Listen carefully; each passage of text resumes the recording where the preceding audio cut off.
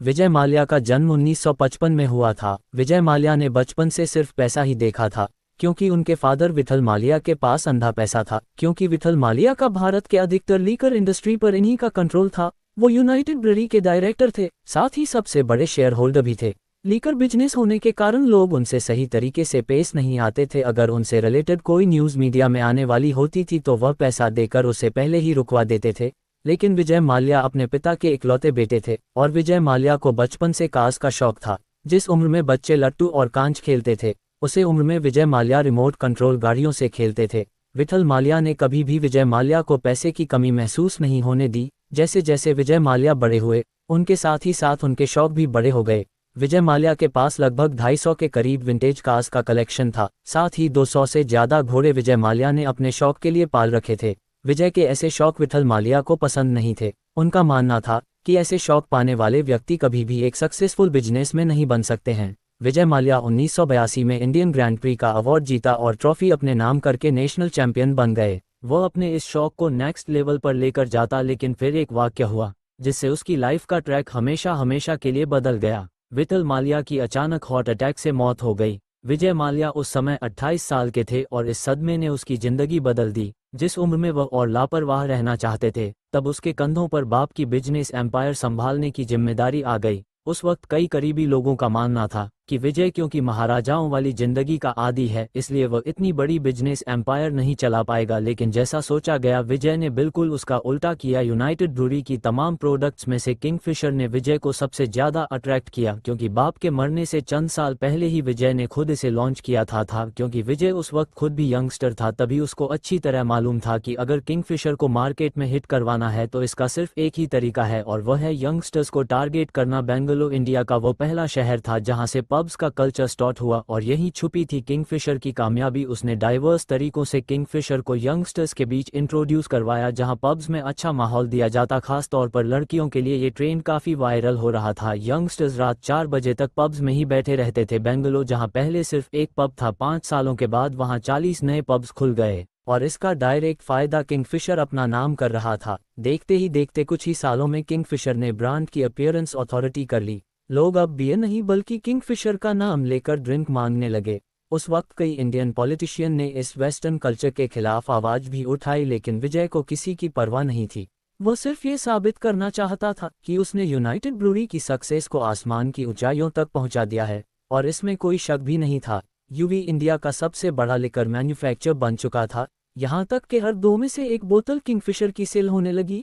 विजय माल्या उस वक्त बादशाहों वाली जिंदगी गुजार रहा था। इंडिया में इसका नाम काफ़ी इंस्पायरिंग था, क्योंकि जिस वक्त इंडिया में आम सी गाड़ी खरीदना भी लोगों का सपना ना था, उस वक्त माल्या के लिए बुरे सपने से कम नहीं था। इंडिया के काफ़ी हिस्सों में शराब पर पाबंदी लगा दी गई, किंगफिशर की सेल्स तेजी से गिरने लगी, और बैंड स्टेट्स में सरकार ने ढेर सारी बॉटल्स को पकड़कर उस पर रोड रोलर चलाना शुरू कर दिए। यह विजय माल्या का होने वाला डायरेक्ट लॉस था, पर यह तो सिर्फ एक शुरुआत थी। इसके बाद इंडियन सरकार ने विजय माल्या के खिलाफ एक नई मुसीबत खड़ी कर दी, क्योंकि जिन स्टेट्स में लिकर बेचने की परमिशन भी थी, वहां पर भी अब टीवी और न्यूज़पेपर्स में शराब की एडवर्टाइजमेंट पर बैन लगा दिया गया। यह फैसला उस वक्त किया गया जब माल्या अपने बिजनेस की ग्रोथ पर फोकस कर रहा था। इस मोड़ पर किंगफिशर की एडवर्टाइजिंग का ऐसा तरीका अपनाया गया जिसे सरोगेट एडवर्टाइजिंग कहते हैं। यह एडवर्टाइजिंग टेक्निक दुनिया भर में खास तौर पर उन प्रोडक्ट्स के लिए इस्तेमाल होती है जिनकी एडवर्टाइजिंग पर बैन लगा हो। इसमें कोई भी ब्रांड अपनी प्रोडक्ट को दूसरी प्रोडक्ट की हार्ड में मार्केट करता है, जिनकी सेल पर कोई रिस्ट्रिक्शन नहीं होती। अब किंगफिशर इंडिया में माना जाना ब्रांड तो था, इसलिए विजय माल्या ने किंगफिशर मिनरल वाटर और सोडा वाटर लॉन्च किए और उनकी एडवर्टाइज करने लगे। भले ही वो एड पानी का था, लेकिन सबको मालूम था कि यह किस चीज़ की मार्केटिंग है। 1996 में जब वर्ल्ड कप इंडिया होस्ट कर रहा था, तब भी किंगफिशर ने एक वायरल एडवर्टाइजिंग का सहारा लिया और अपनी टारगेट ऑडियंस तक आवाज़ पहुंचाई। वो किंगफिशर को एक नेशनल ब्रांड बनाने में कामयाब हो चुका था, एक ऐसा ब्रांड जिसका नाम हर दूसरा आदमी जानता था। विजय माल्या हर एज ग्रुप के लोगों को टारगेट करने का हुनर सीख चुका था। उसने हर उस छोटे बड़े इवेंट को स्पॉन्सर करना शुरू कर दिया जहां मीडिया की प्रेजेंस होती थी, और इस तरीके से ना चाहते हुए भी मीडिया पर किंगफिशर का नाम चल जाता। बाद में किंगफिशर कैलेंडर भी लॉन्च किया गया, जिसमें इंडियन मॉडल्स के फोटोशूट का कंपटीशन करवाया जाता।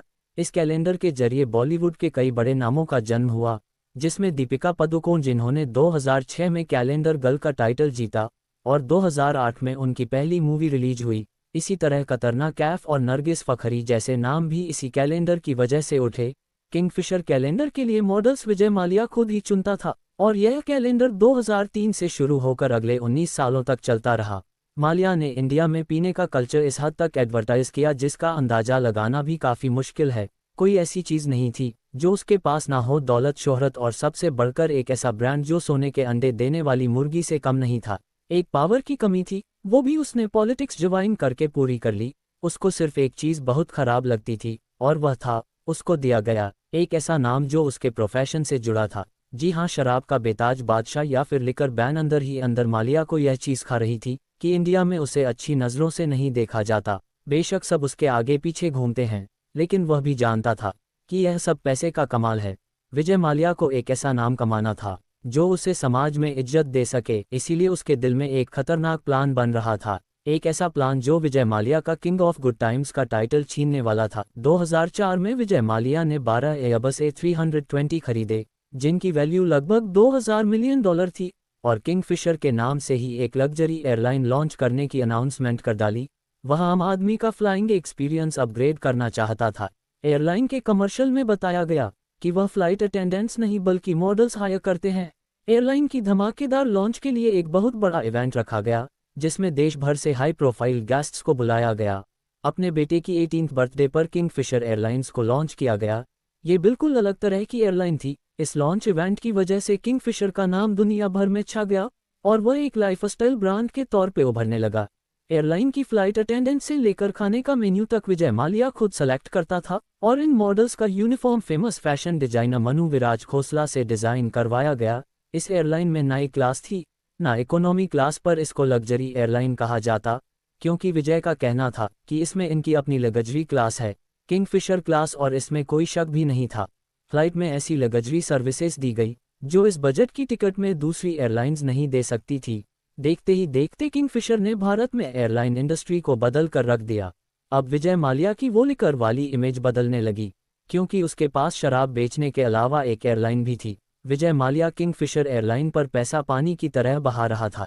एक दिन एयरबस की फैक्ट्री टूर पे उसको सेल्स टीम ने घेर लिया और ऐसी ऐसी चीजें दिखाई कि उसी दिन माल्या ने उनसे $1 अरब के नए जहाज खरीद लिए। मामला अब बजट एयरलाइन से हटकर प्रीमियम क्लास की तरफ जाने लगा, जो कि असल में मार्केट की डिमांड नहीं थी क्योंकि ज़्यादातर ट्रैवलर्स कम बजट में ट्रैवल करना चाहते थे। पहले जहां कोई क्लास नहीं थी, अब एक क्लास लॉन्च की गई जिसमें बेस्ट चीज़ें सर्व होने लगी, लग्जरी सीटिंग, प्रीमियम सर्विस और खाना ऐसा जो शायद मेजॉरिटी इंडियंस ने पहले कभी नहीं खाया था, जैसा कि लॉब्स, जिनका नाम भी अक्सर पैसेंजर्स पहली बार सुन रहे थे। नई क्लासेस लॉन्च करने और एक्स्ट्रा एयरबस खरीदने की वजह से एयरलाइन की ऑपरेशनल कॉस्ट काफ़ी बढ़ गई। ज़्यादा ग्राउंड स्टाफ और एक्स्ट्रा फ्लाइट अटेंडेंट्स हायर की गई, जबकि लग्जरी क्लास की डिमांड ना होने की वजह से सेल्स पर कोई खास फर्क नहीं पड़ा। इसकी वजह से पहले 18 महीनों में किंगफिशर एयरलाइन को 347 करोड़ का नुकसान हुआ। विजय के लिए यह मामूली रकम थी और इस कंडीशन में भी वह एयरलाइन पर पैसा लगाता गया।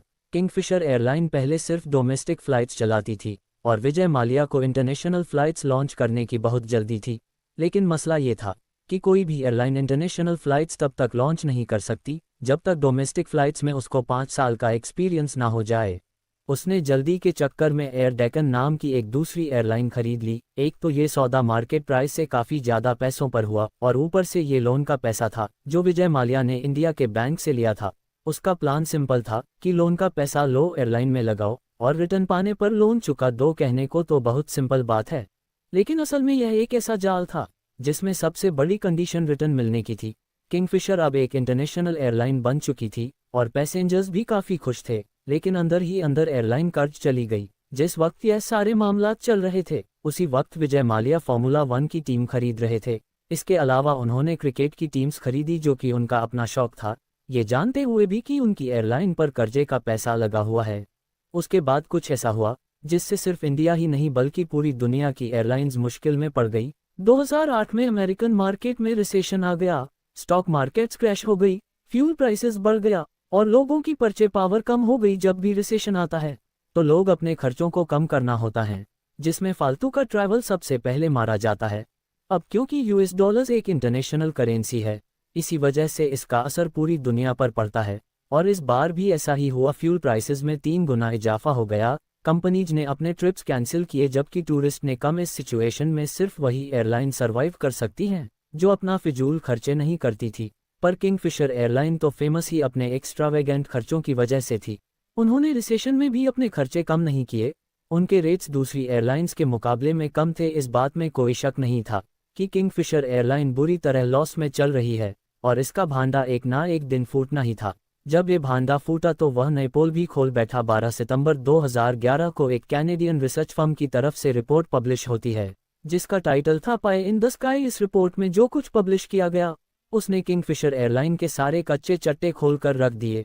असल में एडिटर फर्म ने देखा कि जिस वक्त दुनिया की तमाम एयरलाइंस घाटे में जा रही हैं, उसी वक्त किंगफिशर की फ्लाइट्स आदि खाली जाने के बावजूद भी लोगों को शानदार सर्विसेज दे रही हैं। जब उनको मामला गड़बड़ लगा तो उन्होंने जांच पड़ताल शुरू कर दी। मालूम पड़ कि किंगफिशर एयरलाइन के खर्चे उनकी सल्फ से भी ज़्यादा थे। और यह रिपोर्ट तब इंटरेस्टिंग हो गई जब उसमें यह बताया गया कि यह सारे खर्चे असल में लोन के पैसे हैं जो किंगफिशर ने डाइवर्स बैंक से लिए थे। अक्टूबर 2009 में IDBI, जो कि एक पब्लिक सेक्टर का बैंक है, उन्होंने किंगफिशर को $200 मिलियन का लोन दिया। अब नॉर्मली जब भी कोई बैंक लोन देता है तो वह पहले तसल्ली करता है कि जिसको लोन दिया जा रहा है वह वाकई लोन चुका भी पाएगा या नहीं, जिसके लिए वह कोई श्योर भी रखते हैं। लेकिन विजय माल्या ने बैंक को झूठे डॉक्यूमेंट दिखाकर बताया कि कैसे आने वाले वक्त में उनको इतना फ़ायदा होगा और वह ये सारे पैसे वापस कर देंगे। अब क्योंकि उस वक्त किंगफिशर और विजय माल्या का बड़ा नाम था, इस वजह से बैंक ने सिर्फ नाम पर ही यह सारा लोन पास कर दिया,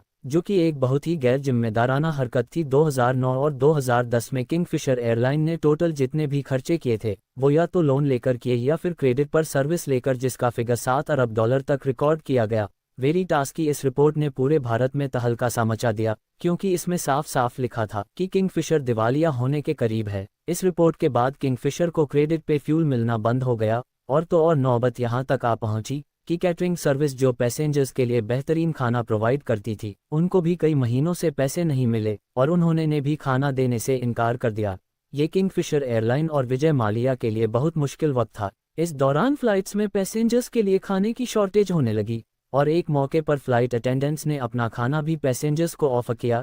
इसके बाद वह दिन भी आ गया जब किंगफिशर एयरलाइंस के स्टाफ की सैलरीज भी बंद हो गई। उनको उम्मीद दिखाई गई कि कंपनी जल्द ही नुकसान की भरपाई करके सबको सैलरीज देगी। ऐसे करते करते 6 महीने गुजर गए, लेकिन किसी को सैलरी का 1 रुपया भी नहीं मिला। स्टाफ ने प्रोटेस्ट किए, लेकिन वादों के सिवा कुछ नहीं मिला। अफसोस की बात यह थी कि जब ये सब कुछ चल रहा था, 900 एम्प्लॉयज को 6 महीनों से सैलरीज नहीं मिली थी। उसी वक्त विजय माल्या एक फॉर्मूला 1 टीम और क्रिकेट टीम चला रहे थे। बेशक उस वक्त किंगफिशर एयरलाइन के पास पैसे नहीं थे, लेकिन विजय माल्या के पास थे। उसके किंग लाइफस्टाइल में किसी किस्म की कमी नहीं आई, और यह सब जब किंगफिशर के एम्प्लॉयज ने देखा तो उनका खून खोलने लगा। इसी बीच मुंबई के इनकम टैक्स डिपार्टमेंट ने टैक्स ना देने पर 2 बार किंगफिशर एयरलाइंस के बैंक अकाउंट सीज कर दिए।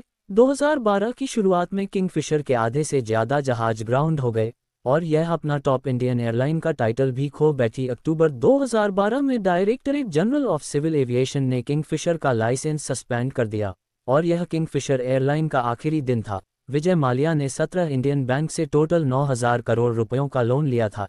इनमें से ज़्यादातर पैसा पब्लिक सेक्टर बैंक्स का पैसा थे, यानी ये कि आम लोगों का पैसा था। लोन वापस ना मिलने पर बैंक्स ने विजय माल्या के खिलाफ केस फाइल किया, जिसमें बताया गया कि विजय माल्या एक विलफुल डिफॉल्टर है, यानी उसने जानबूझकर बैंक से तब लोन लिया जब उसको मालूम था कि उसकी एयरलाइन डूब रही है। इस सारे मामले को लेकर CBI और इन्फोर्समेंट डायरेक्टरेट ने भी इंक्वायरी की, जिसमें यह मालूम हुआ कि लोन लेते वक्त विजय माल्या ने फेक डॉक्यूमेंट दिखाकर बैंक से लोन लिए थे, और इन्वेस्टिगेशन में इस चीज़ के भी सबूत मिले कि जो पैसा किंगफिशर एयरलाइन को बचाने के लिए लिया गया था, वह असल में उसने अपनी पर्सनल लग्जरीज और UB के दूसरे बिजनेस में इन्वेस्ट कॉर्पोरेट इवेंट में आने की फीस ही सिर्फ $1.5 मिलियन थी।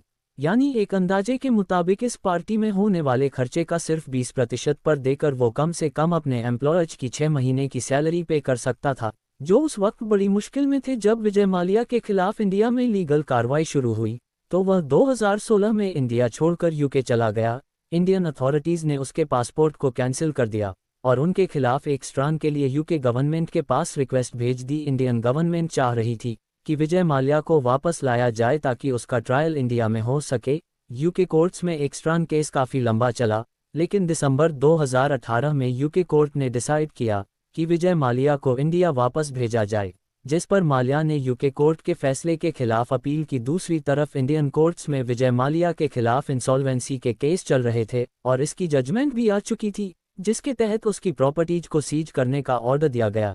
इन्फोर्समेंट डायरेक्टरेट ने उसके इंडियन और इंटरनेशनल असेट्स को फ्रीज कर दिया ताकि बैंक्स को रिकवरी की जा सके। मलाया की लग्जरी कार्स, बंगलोज और यूबीके कंपनी शेयर्स को ऑक्शन के लिए रखा गया। विजय माल्या ने कई बार इंडियन कोर्ट और बैंक से सेटलमेंट की कोशिश की, लेकिन कोई सक्सेस नहीं मिली। किंगफिशर एयरलाइंस के कोलैप के बाद विजय माल्या का पब्लिक इमेज काफ़ी खराब हो गया। उस पर मीडिया और लोगों ने काफ़ी क्रिटिसाइज किया, स्पेशली क्योंकि वह यूके में लग्जरी लाइफ जी रहा था, जबकि इंडिया में उसके ऊपर कर्जा चुकाने का दबाव था। अभी तक विजय माल्या की लीगल टीम उसको बचाए हुए हैं, लेकिन इंडिया में उसको वापस लाने की कोशिशें अभी तक चल रही हैं।